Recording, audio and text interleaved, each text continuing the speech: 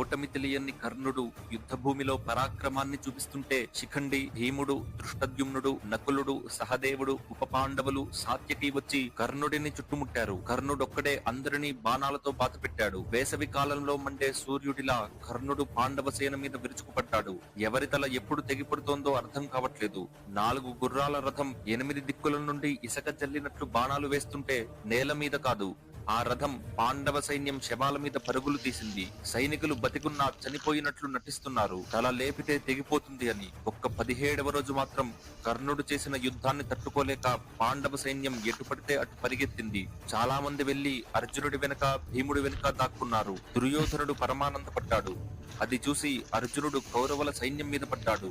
కురుక్షేత్రంలో రక్తం నదిలా ప్రవహించింది. సైనికుల తలలతో, ఏనుగుల మాంసంతో, గుర్రాల ఎముకలతో బురదగా మారిపోయింది. గద్దలు, నక్కలకి మాంసానికి కొదవలి